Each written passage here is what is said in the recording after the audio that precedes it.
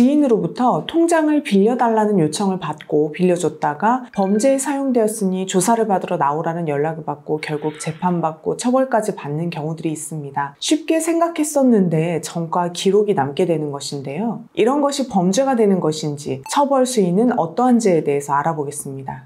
인터넷 뱅킹, 모바일 뱅킹 등 전자적 장치를 이용해서 금융상품이나 서비스를 제공하고 이용하는 것을 전자금융거래라고 하고, 이러한 전자금융거래의 안전성을 확보하기 위해 전자금융거래법이 있는데요. 전자금융거래법에서는 접근 매체를 양도 양수하는 행위, 대가를 수수, 요구, 약속하면서 접근 매체를 대여받거나 대여하는 행위, 보관, 전달, 유통하는 행위, 범죄에 이용할 목적으로 또는 범죄에 이용될 것을 알면서 접근 매체를 대여받거나 대여하는 행위, 보관, 전달, 유통하는 행위 등을 금지하고 있고, 이를 위반하면 5년 이하의 징역 또는 3천만 원 이하의 벌금에 처한다고 규정하고 있습니다. 이에 대해 양형위원회에서는 보이스피싱, 불법 도박 사이트 운영 등 다른 범죄에 이용할 목적으로 범한 경우에는 기본적으로 6월에서 1년 6월을 권고하고 있고, 이러한 경우에 해당하지 않을 때에는 4월에서 10월을 기본 형량으로 권고하고 있습니다. 이러한 기본 형량을 기준으로 감경하거나 가중할 수 있는 요소들도 살펴보면, 감경 요소로는 자발적 거래 정지, 분실 신고 등으로 후속 범죄 위험이 현실화되지 않은 경우, 생계형 범죄이거나 실제 이득이 없거나 경미한 경우, 형사처벌 전력이 없는 경우 등이 있는데, 주의해야 할 것은 해당 범행 전까지 단 한 번도 범행을 저지르지 않은 경우를 말하지만, 그러한 경우라도, 즉 이번이 태어나서 처음 받는 형사 재판이라고 해도 이 사건에서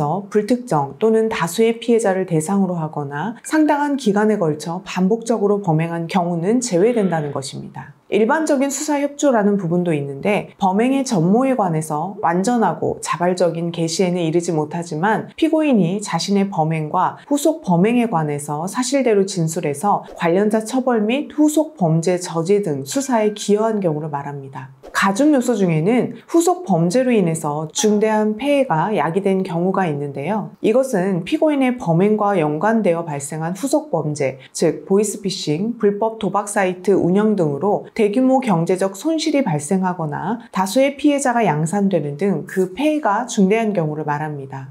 보통은 보이스피싱 피해자들이 피해 신고를 하면 수사기관에서는 돈을 건넨 장소 주변에 CCTV를 확보하고 그 사람의 동선을 따라 그 사람이 택시를 이용했는지, 지하철을 이용했는지, 버스를 이용했는지를 확인해서 택시 결제 내역, 교통카드 사용 내역 등을 확인하고 해당 카드사 등의 신원 정보를 확보합니다. 또한 이 사람이 피해 금원을 은행에 가서 입금했다면 해당 통장에 대해서도 수사를 진행하고, 또는 상위 조직원이 수당이나 교통비 등을 수거책에게 이체하였다면 출금된 계좌에 대해서도 수사를 진행하는 방법으로 통장 명의자에 대한 조사도 이루어지게 되는 것입니다.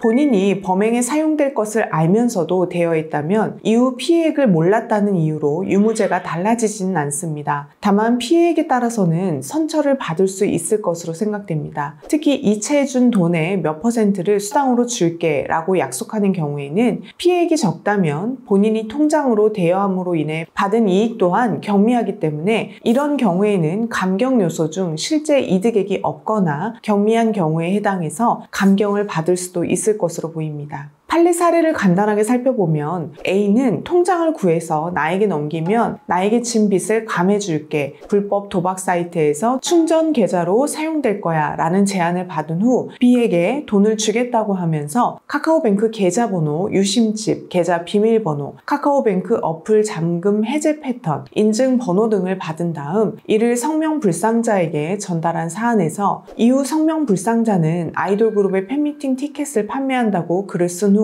다수의 피해자들로부터 총 3천만 원 정도를 편취했는데요. 이 사건에서 A는 전자금융거래법 위반, 사기 방조로 징역 1년, 통장을 대여해준 B는 전자금융거래법 위반으로 벌금 500만 원을 선고받았습니다.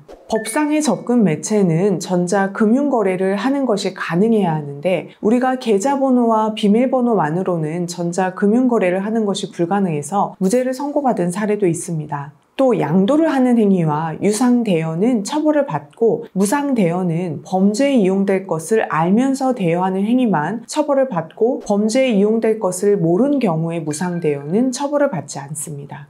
유상대여인지 여부, 범죄에 이용할 목적임을 안 경우 등은 위에서 본 것처럼 유무죄 여부나 권고 형량 등이 있어서 차이가 발생하기 때문에 이 부분에 대해서 잘 진술해야 합니다. 특히 이 부분은 객관적인 명확한 증거가 없는 경우에는 나와 내가 통장을 대여해준 상대방과의 진술 내용이 중요하고, 이 부분을 진술할 때 수사기관은 알고 있던 것 아니냐는 취지의 유도신문을 하는 경우들이 많은데, 질문 취지를 잘 이해하고 정확하게 진술해야 하고 그랬던 것 같아요 라든지 그랬겠죠 라는 식의 대답을 하면 안 됩니다. 그리고 필요하다면 그러한 일의 앞뒤로 상대방과 나눈 카톡 대화 내용을 제출하는 등 객관적인 증거 자료도 제출해야 합니다. 오늘 계좌 대여로 조사를 받게 되었다면 어떻게 대응해야 할지, 또 어떻게 처벌받는지 등에 대해서 설명을 드렸는데요. 이와 관련해서 도움이 필요하시면 상담 전화로 문의 주세요.